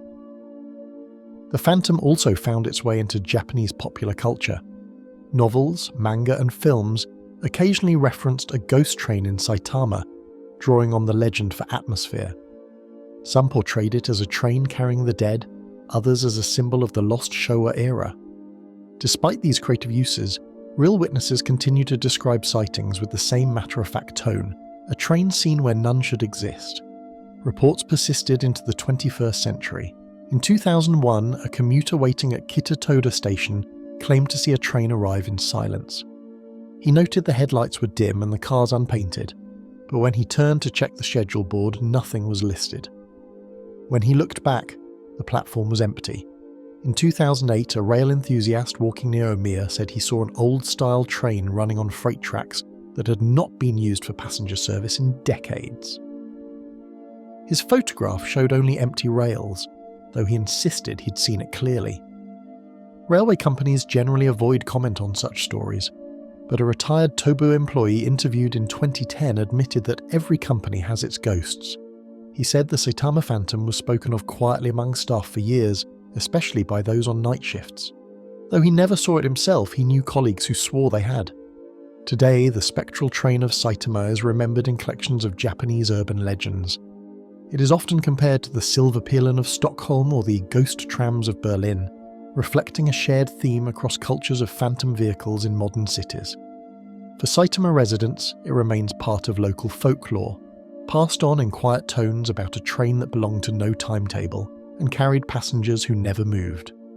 The spectral train of Saitama, whether seen as ghost, memory or symbol, continues to be spoken of as a presence along the suburban rails, silent, unmarked, and gone before it can be explained. The death train of Mexico.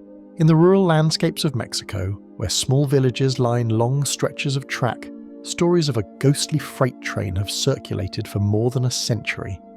Known in some accounts as El Tren de la Muerte, or the Death Train, it was said to rumble through towns at night, its whistle low and mournful before vanishing without trace.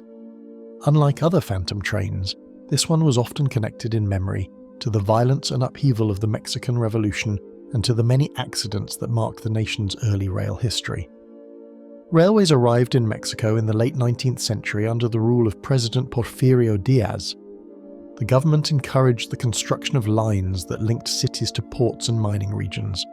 By 1910, more than 15,000 miles of track had been laid, transforming trade and travel. Yet the expansion was accompanied by exploitation, dangerous labour conditions, and accidents that claimed many lives.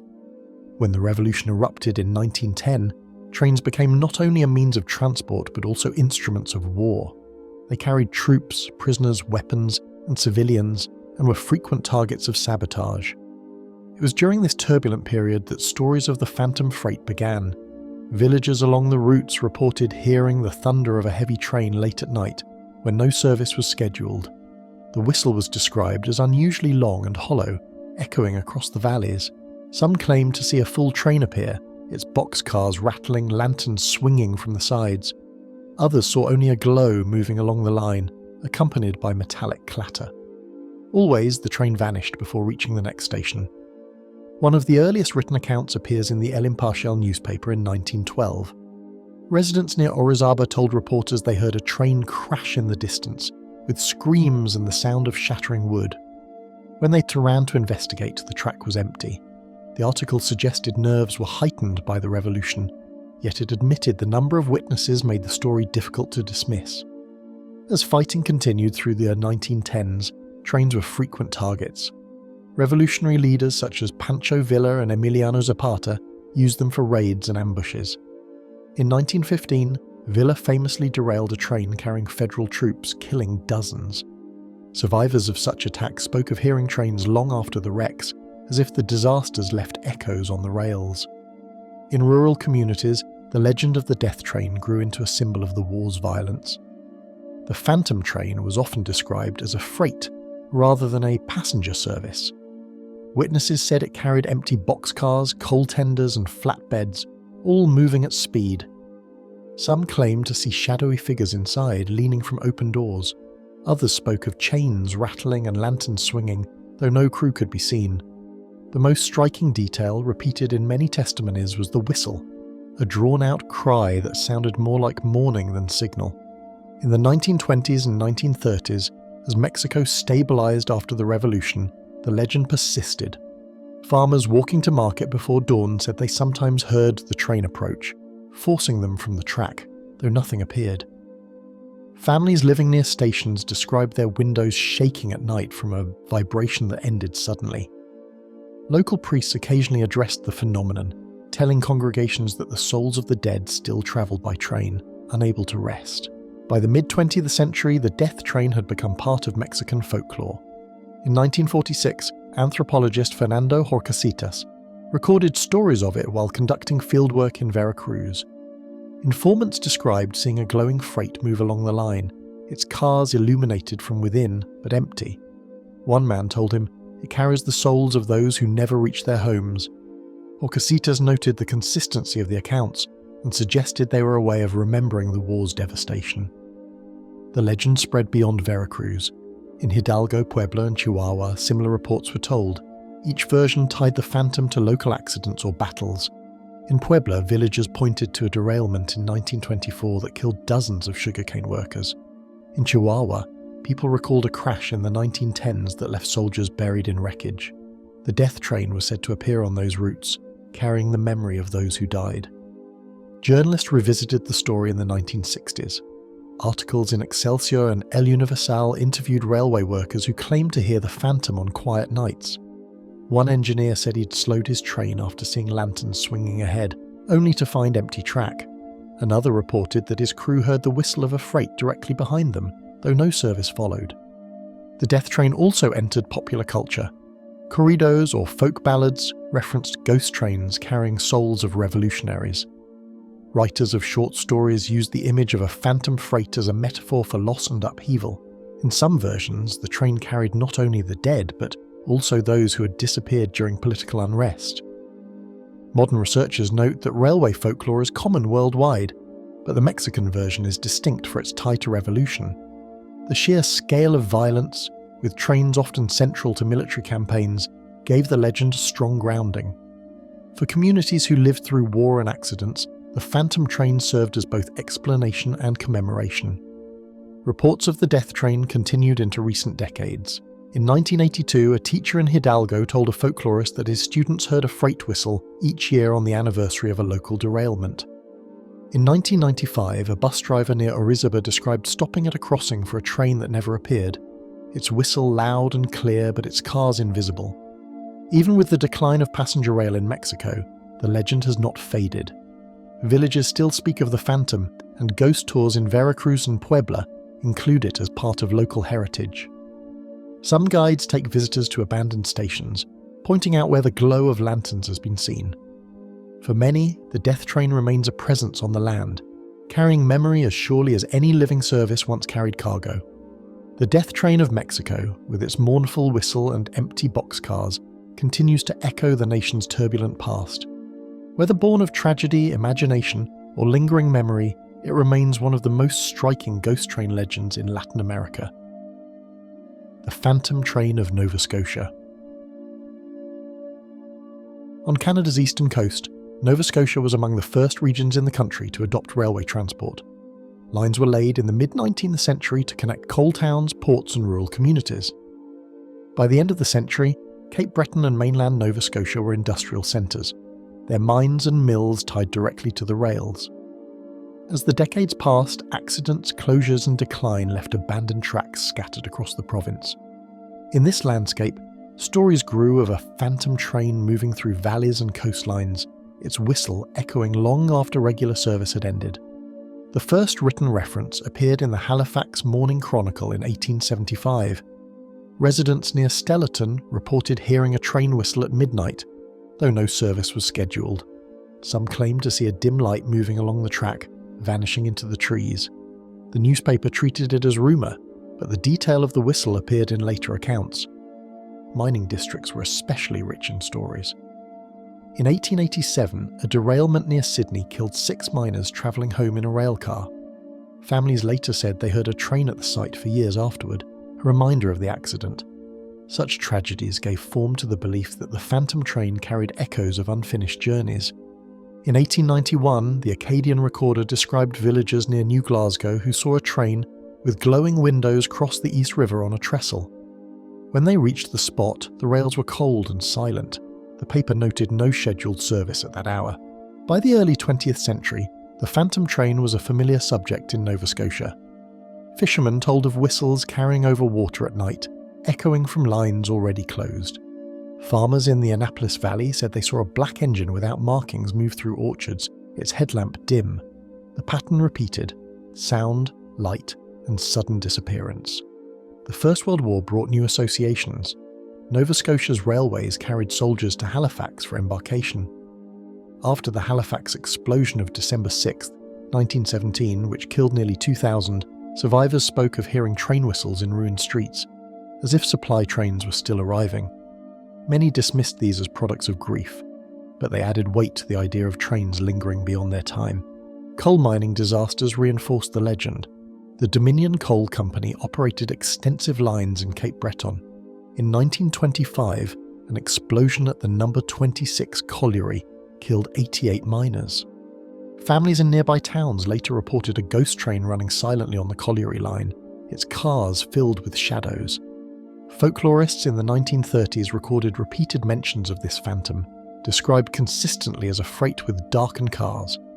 One of the clearest accounts came in 1938 from a schoolteacher in Glass Bay. Writing in a newsletter, she described hearing a whistle each evening at the same time. Curious, she walked to the line and saw a faintly lit passenger train move slowly across the horizon. When she reached the track, there was nothing there. Her report was later reprinted in newspapers across the province. Stories persisted after the Second World War. In 1951, hunters near Truro told the Halifax Herald they heard a train approach, the ground vibrating beneath them, only to find the track empty. In 1962, a fisherman from Lunenburg said he often heard whistles at sea drifting inland from lines unused for years. The decline of railways in the 1970s gave the phantom train new strength. Under Canadian National Railway restructuring, many lines were abandoned. Walkers and cyclists along disused beds claimed to hear metallic sounds in the night. Some described steam rising from invisible engines. Others said sparks flashed along lifted rails. The phantom seemed to adapt, continuing after the physical network vanished. In 1978, folklorist Helen Creighton included the Nova Scotia ghost train in her maritime legends. She observed that the province's seafaring communities were rich in tales of phantom ships, while the phantom train played the same role on land. Both reflected the dangers of travel, the closeness of life and death, and the persistence of memory in a region marked by industry and the sea. The 1980s and 1990s brought renewed attention through local radio and television. Broadcasters interviewed residents who recalled family stories.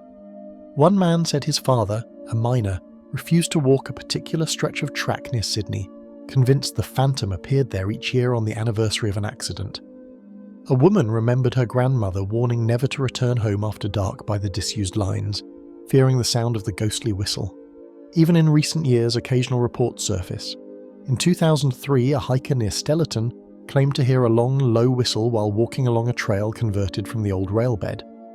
In 2011, students camping near the Mira River described lights passing across the tree line, aligned with a former track. They said they heard wheels clattering on iron, though the rails had been gone for decades. The phantom train of Nova Scotia remains one of Canada's most enduring railway legends. It connects the province's industrial past with its folklore, carrying themes of tragedy and memory. Where ghost ships once dominated coastal tales, the phantom train offered a landward counterpart, echoing the sounds of steel and steam. Today, the legend survives in local histories, tourist guides, and archives. Heritage railways occasionally mention it to visitors, noting how a faint whistle can still be heard on quiet nights. For many residents, the phantom is a reminder of unfinished journeys, of miners, soldiers, and families bound to lines that no longer exist. The phantom train of Nova Scotia, with its dim lights and echoing whistle, continues to haunt valleys and coasts, a presence that lingers where industry once defined life, and where memory refuses to leave the tracks behind. The Black Train of Serbia. In the Balkans, stories circulated through much of the 20th century about a phantom train that appeared at night on rural tracks in Serbia. Known as the Black Train, it was described as a long, dark locomotive pulling coaches that seemed heavier than ordinary rail cars. Witnesses said it moved silently or with a muffled roar, passing through stations without stopping, before dissolving into the darkness.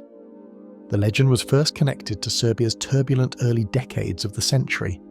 Railways had been central to the kingdom's modernisation, carrying passengers and goods between Belgrade, Nis, and smaller towns. Yet war and occupation left scars. During the First World War, trains were targeted repeatedly. Bridges were destroyed, locomotives bombed, and lines torn up as armies crossed the Balkans. Civilians remembered wrecks and long journeys filled with fear. It was in this atmosphere that the Black Train was first spoken of, often linked to routes where accidents or wartime destruction had taken place. One of the earliest reports appeared in the Belgrade newspaper Politika in 1923. Residents near Topsida claimed they saw a train pass the station long after service had ended. They described it as larger than ordinary locomotives, painted entirely black, with windows unlit. The article suggested it might have been a freight diverted at night, but railway officials denied any such movement. The legend gained stronger footing in the 1930s. Villagers along the line from Nis to Leskovac said they often saw the train emerge from wooded hills at dusk. It gave no whistle, and its headlamp glowed faint red instead of white. A schoolteacher recorded that his students were frightened of walking near the track after sunset, convinced the phantom would appear. Some accounts tied it to a wreck in 1915, when an overloaded troop train derailed near Vranja, killing dozens of soldiers. Families claimed the Black Train carried their spirits still, travelling endlessly along the same line. During the Second World War, reports increased. German forces occupied Serbia and used its railways for military transport. Resistance groups frequently sabotaged trains, destroying locomotives and killing passengers. Survivors of these events later recalled hearing or seeing the phantom train in the years that followed. They described it as filled with soldiers who stared silently from windows. Others said it dragged freight cars loaded with shadows. The link to war deepened its name. The black train came to symbolize death, exile, and occupation. In 1946, the Yugoslav newspaper Borba published a short column about strange sightings near Uzice. Residents claimed they heard a train pass each night at the same hour, though the line had been closed since wartime damage. Some insisted the whistle was audible even from distant farms.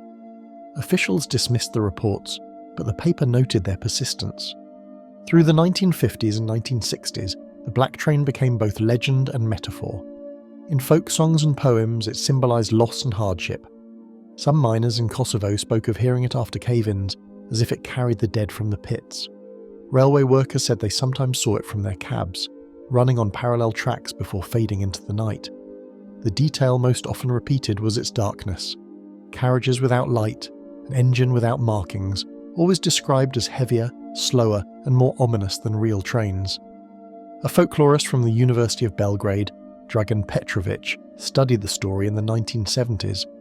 He collected testimonies from rural communities who had no contact with each other, yet described the phantom in nearly identical terms.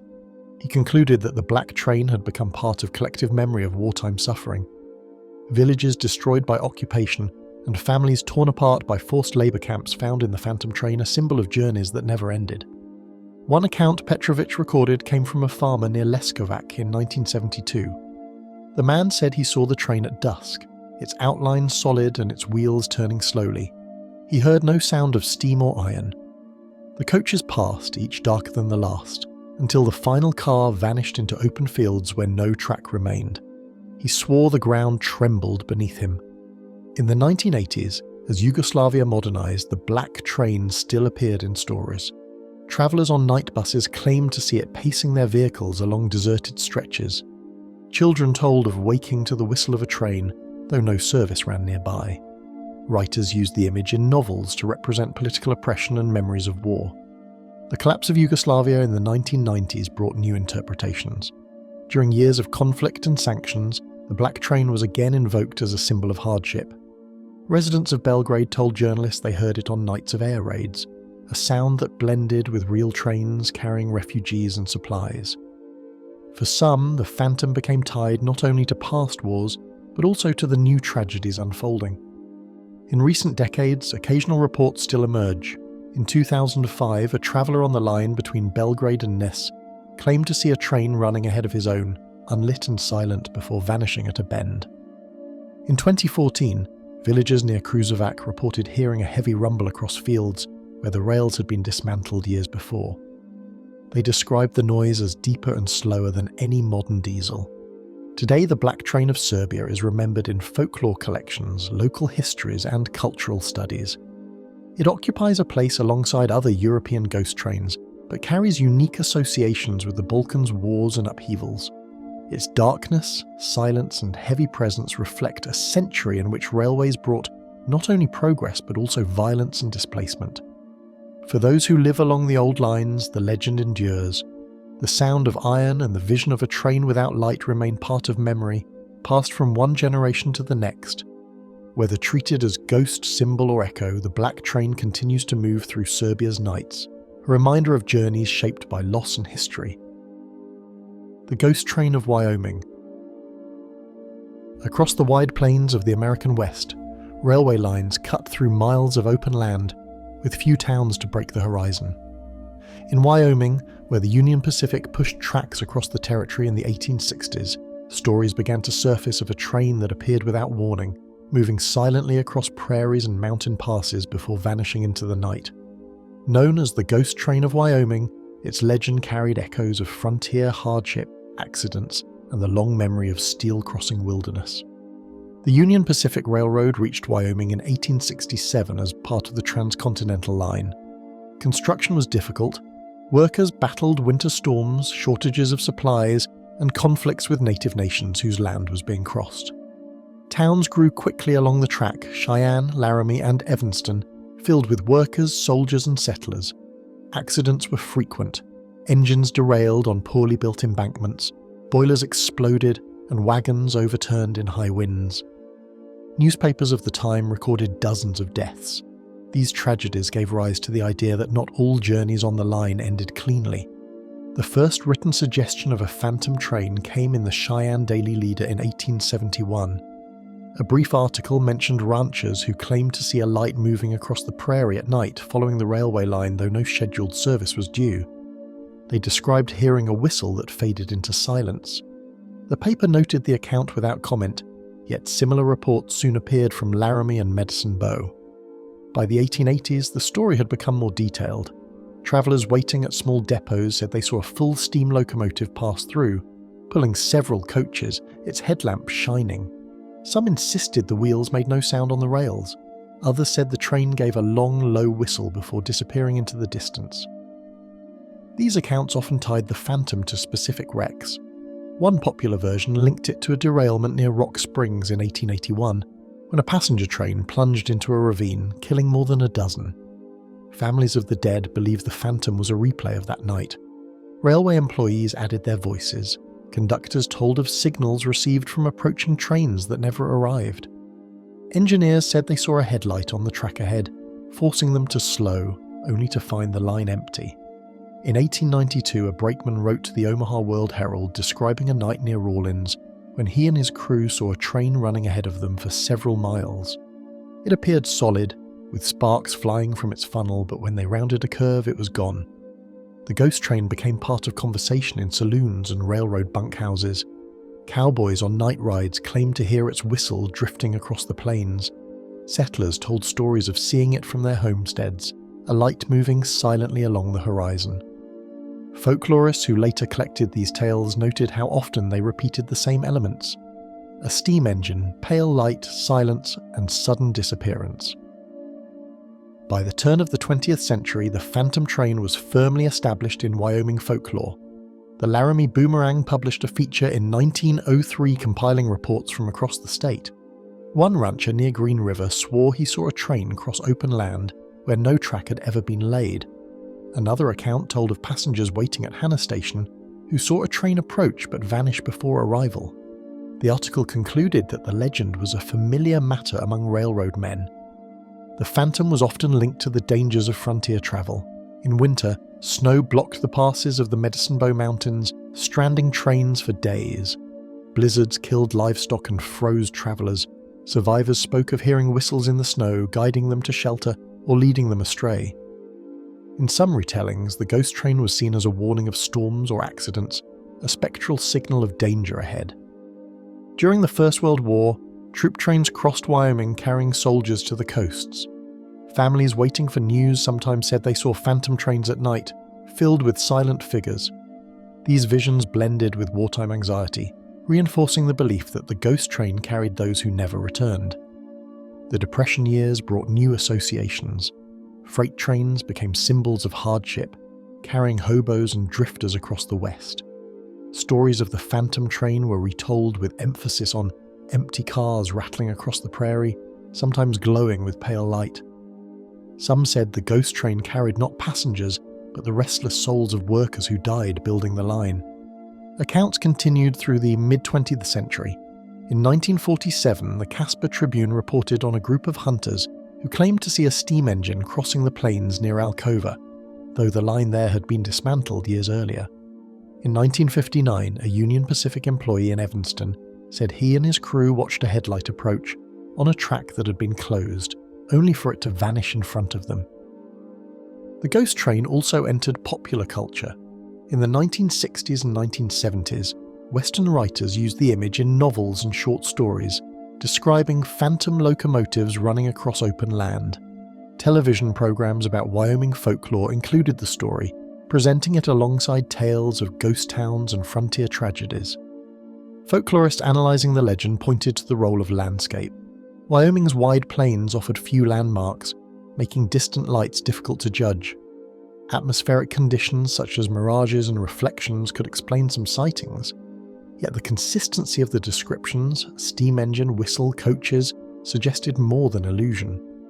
Many believed the story survived because trains represented the passage from wilderness to settlement, progress marked by sacrifice.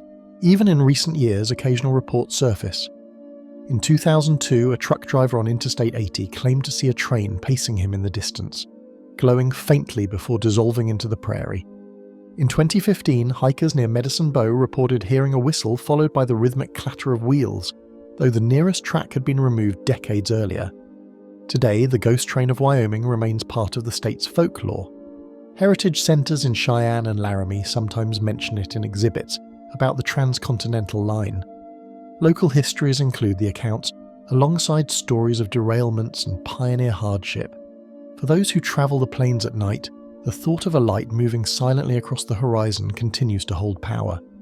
The ghost train of Wyoming stands as one of the American West's enduring legends. Whether seen as memory of accidents, echo of war, or illusion of wide skies, it reflects the way railways shaped the frontier. Across prairies, mountains, and abandoned tracks, the whistle of a phantom engine is still spoken of, a reminder of journeys unfinished in the long night of the plains. The Vanishing Train of South Africa. In the early 20th century, travellers in South Africa began to speak of a train that appeared across the horizon, its coaches glowing faintly in the dusk, before vanishing into open land where no rails had ever been laid. The stories were most often reported near Kimberley and across stretches of the Karoo, a vast semi-desert where mining towns and rail sidings punctuated the flat expanse. Known as the Vanishing Train, the legend blended the memory of colonial expansion, mining accidents, and the hardships of journeys through isolated country. Railways had come to South Africa during the late 19th century, first built to connect Cape Town to the interior. By the 1880s, lines reached Kimberley, where diamond mines had transformed the economy. Later, the discovery of gold on the Witwatersrand brought new construction. These railways were essential for transporting ore, supplies and workers, but they were also scenes of accidents and labour disputes. In this context, accounts of ghostly trains carried weight as symbols of risk and loss. The earliest written reference to the Vanishing Train appeared in the Diamond Fields Advertiser in 1904. A farmer near Modder River reported seeing a train cross the plain at night, its lamps glowing and wheels clattering faintly. When he rode out the next morning, he found no tracks on the dry ground. The paper printed his account with caution, but within weeks letters from readers described similar experiences. In 1910, a schoolteacher travelling by cart near Dar claimed she saw a train moving silently across the horizon. She noted that the coaches seemed older in style, painted dark and their windows faintly illuminated. Expecting to see it join the main line, she followed with her eyes until it dissolved into the dust. She later told colleagues, who confirmed that no scheduled service passed at that time. The legend grew in the years surrounding the First World War. South African railways transported troops and supplies across the country, and soldiers spoke of hearing whistles in the desert at night, long after services had ended. Some described the phantom as a troop train filled with silent figures. Others said it appeared as a freight, laden with ore from the mines, vanishing into the Karoo without a trace. Accidents gave the legend greater force.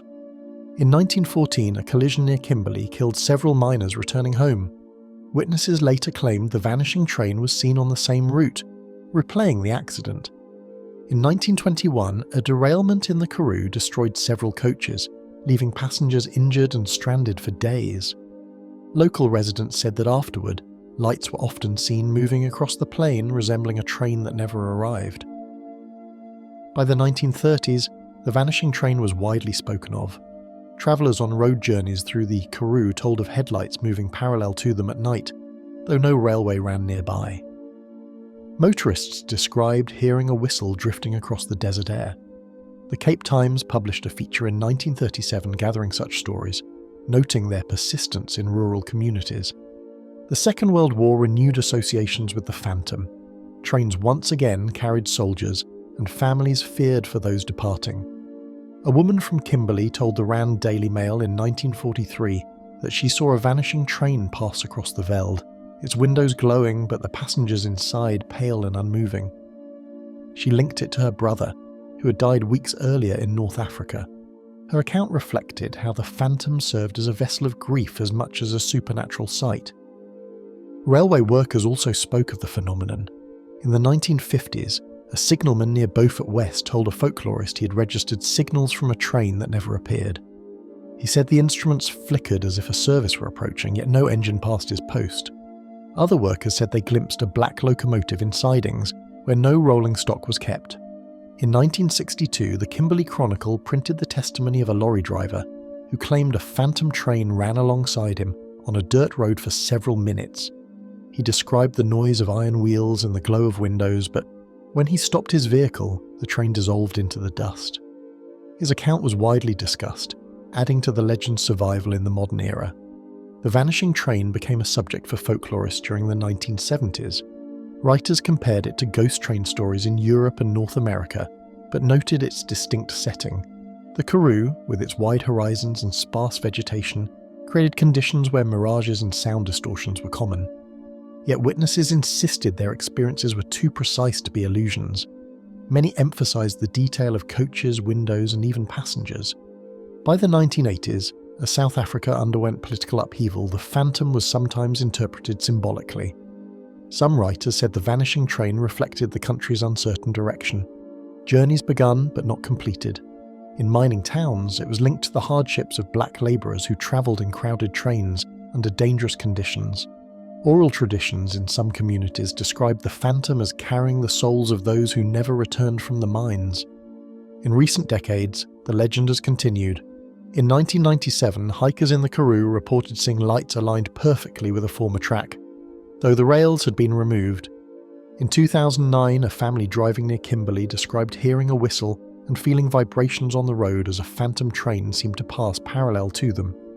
They later confirmed no service was scheduled at that time. Today, the vanishing train of South Africa survives in folklore collections and local histories.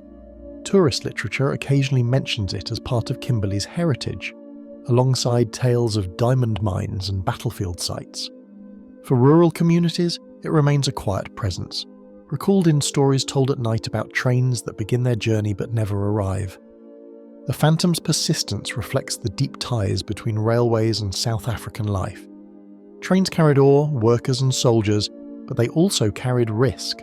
The vanishing train captures those risks as memory, appearing across the horizon before dissolving into the dust. Whether seen as a ghost, an echo, or a symbol, it endures as one of the Karoo's most distinctive legends. The last train of Moscow. In the Soviet Union, the Moscow Metro was more than transportation. Opened in 1935, it became a symbol of progress, power, and the state's ability to reshape the daily lives of millions. Its stations, lined with marble and mosaics, were called palaces for the people. Yet beneath this grandeur, whispers grew of a train that appeared late at night on unused lines. Known as the last train of Moscow, it was described as grey and silent, carrying ghostly passengers from stations closed to the public. The origins of the story are difficult to trace, but references to phantom trains began appearing in Soviet urban folklore in the 1960s. By then, the metro had expanded far beyond its original lines, stretching deep into the suburbs. Construction often uncovered hidden tunnels, storage depots, and unused sidings. Rumours of secrecy, especially connected to government facilities, fed speculation. In this environment, the idea of a train that ran after official services ended found fertile ground. One of the earliest public mentions came in 1965, when a letter to the Komsomolskaya Pravda described a commuter waiting on the Circle Line after midnight. He claimed a train approached, unmarked and unannounced, its cars painted dull grey. The doors opened, revealing passengers who sat motionless, pale in the fluorescent light. The witness said he stepped back, and the train departed without a sound. Officials dismissed the account, but the detail of silent, unmoving passengers became a hallmark of later reports. In the 1970s, the last train was increasingly tied to rumours about Metro 2, the supposed secret subway network built for government use. Journalists, though restricted by censorship, hinted at tunnels running parallel to the public system, linking the Kremlin to bunkers and military sites. Some suggested the phantom train belonged to this hidden network, occasionally straying into ordinary stations by mistake. Accounts varied in detail but carried consistent elements. Witnesses described trains that lacked advertisements and station maps, their interiors bare and clinical.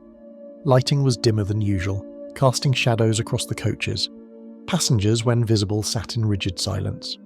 Some reports said their clothing looked outdated, as if from earlier decades. Others claimed the passengers were not human at all, but empty shapes that dissolved when approached. A subway worker interviewed anonymously in 1978 described hearing about the last train from colleagues. He said maintenance staff warned each other never to board it if it appeared during night shifts. The belief was that those who entered did not return. Though he admitted he never saw the train himself, he said enough of his peers believed in it to treat the matter with caution. The 1980s brought new attention as Soviet society began to open. Writers collected urban legends, and the last train was frequently included. Some versions tied it to the purges of the 1930s, claiming it carried the souls of those taken by secret police. Others connected it to wartime evacuations, when trains carried civilians through bomb shelters beneath the city. In every retelling, the train was portrayed as a liminal presence, existing between official history and hidden memory. One widely repeated account came in 1985, when a woman working late at a Moscow office said she boarded what she thought was the final service train. She described the carriage as unusually cold, its windows fogged. The passengers sat with their heads bowed, unmoving. Only when the train bypassed her intended station did she realise something was wrong. She pressed the emergency signal but received no reply. Eventually the train stopped at a darkened platform she did not recognise. Doors opened, and without thinking she stepped out. Moments later, the train vanished into the tunnel. She found herself in a deserted underground space that resembled a service station. After wandering for some time, she located a stairwell and emerged onto a street miles from her destination. Her story was never verified but circulated widely, reinforcing the train's reputation. In the late Soviet era, the legend took on political symbolism. Dissidents sometimes used the image of the last train to describe life under secrecy and surveillance, a system moving silently, carrying passengers with no voice. For ordinary citizens, it became a cautionary tale about staying too late in the metro or stepping onto platforms after hours. After the collapse of the Soviet Union in 1991, rumours of Metro 2 resurfaced in the press. Journalists investigated claims of hidden lines, bunkers, and government trains. Though no official confirmation was ever given, enough testimony from former workers suggested such a network existed. The last train of Moscow was often linked to this system, described as a ghostly glimpse of the state's hidden machinery. In the 1990s and 2000s, news stories circulated. Commuters reported waiting at small stations late at night and seeing an unmarked train pass through without stopping. Some said it emitted a faint humming sound unlike modern electric sets. Others claimed it looked older, resembling models retired decades earlier. The passengers, when visible, remained the same, pale, silent, and unmoving. Folklorists studying Moscow's urban legends note that the last train combines multiple traditions. It echoes older Russian tales of ghostly carriages and barges carrying the dead. It reflects Soviet fears of secrecy, repression, and hidden networks, and it fits within the wider international pattern of ghost trains, where technology and memory intersect. Even today, the last train is part of Moscow's folklore. Tour guides sometimes mention it during night tours of the metro, describing it in hushed tones. Online forums carry testimonies from those who claim to have seen it. Always late at night, always grey, always silent. Some dismiss it as imagination, reflections, or the tricks of exhaustion. Others insist the stories are too consistent to be invention. The Moscow Metro, known for its beauty and efficiency, carries millions of passengers daily. Yet beneath the polished stations and reliable schedules lies the legend of a train that does not belong to timetables. The last train of Moscow, with its unmoving passengers and silent passage, continues to ride through rumour and memory, an enduring reminder of secrecy beneath the city. The stories of ghost trains are not tales of distant lands alone. They're reminders that, even in places of machinery and schedules, memory endures. Each account, whether from Nova Scotia, Moscow, or the deserts of Mexico, carries with it a fragment of history. Some describe echoes of real disasters, others symbols of loss or unfinished journeys. Yet all of them reflect the same quiet idea, that steel and steam may vanish, but the weight of their presence remains. Perhaps the next time you hear a whistle drifting faintly across the night, or see a light moving where no track should be, You will remember these accounts and wonder if some trains never truly reach their destination. If you wish to continue exploring forgotten journeys, abandoned places, and mysteries that move quietly beneath the world we know, join us again. Subscribe and step with us into the silence of history.